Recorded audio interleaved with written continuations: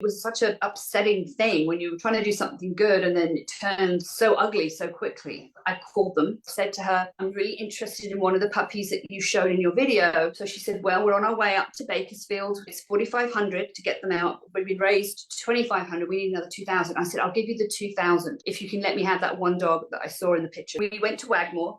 We saw them all being offloaded. You saw them offloading from the truck into the facility? Absolutely. There was one dog that died in our presence. He was so sick.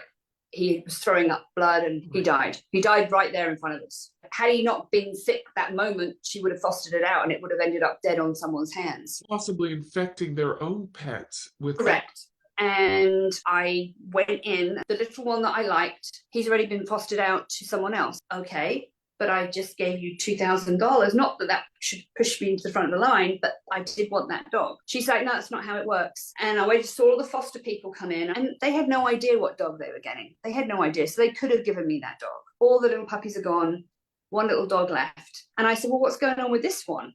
And she's like, oh, no one wants to foster her. She's just going to have to go in the back. When Max and I went into the back of Wagmor, it was chaos back there. It was horrendous conditions. There was probably about 50 to 54 dogs that looked very distressed. Everything about it just didn't feel right. When I came back out, I sat there, and little Olive, who is the dog I took now, was the only one left. And that's when I was like, okay, I got to get this dog out of here because she's going to end up back there. Brought her home. So I said, okay, let me start the adoption papers. And I see that they wanted another $850. And I said, Valentina, I said, I gave $2,000. And she said, well, you can write that off. You know, that's a charity write-off. So you can just write that off. But we charge $850 for any adoption.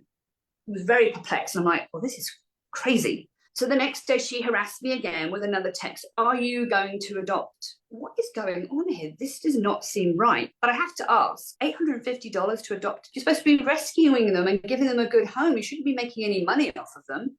Then finally, Melissa, the owner, she called me. She said, well, we just need something for the books. What do you mean for the books? She said, well, we just have to have something for the adoption fee. So I finally go, okay, I'll give you $200. Immediately, I then got an invoice for $200 for room and board. Room and board? It doesn't even say adoption of the dog. It says room and board. It's a complete racket. She's running a business and not a rescue.